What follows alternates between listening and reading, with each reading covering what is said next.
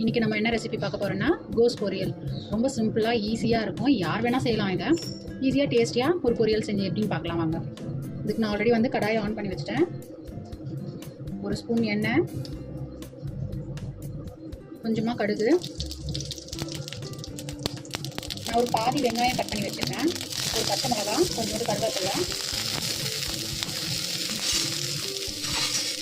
ரொம்ப வதக்கிக்கலாம். கோஸ் பொரியல் வந்து எப்பவுமே ரொம்ப லைட்டாக இதுவாக இருக்கும். அது கொஞ்சம் ஹெல்த்தியும் கூட. எவ்வளோ சாப்பிட்டாலும் நம்மளுக்கு கேலரி சேரவே இருக்குது.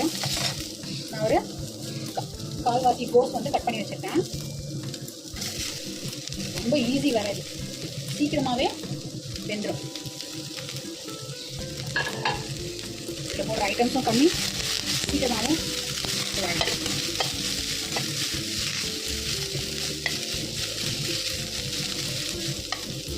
கொஞ்சமாக சால்ட் ஆட் பண்ணிக்கலாம்.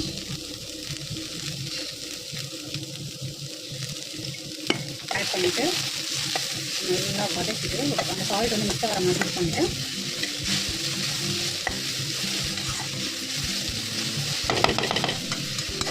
கேஸை வந்து லோ ஃப்ளேமில் வச்சு அதை வந்து க்ளோஸ் பண்ணி வச்சிடலாம்.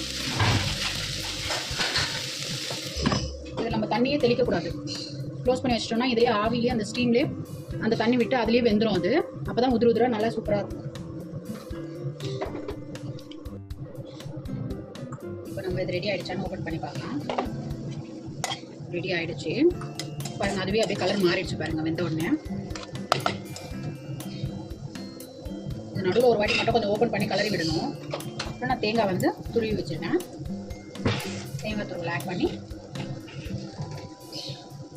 ஆஃப் பண்ணிடுங்க.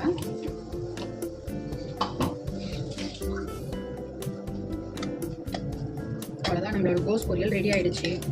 இது ரொம்ப ஈஸியாகவும் இருக்கும். நம்ம பசிக்கிற நேரத்தில் எவ்வளோ வேணால் பொரியல் சாப்பிட்லாம், நம்மளுக்கு ஒன்றும் கேலரிஸும் ஏறாது.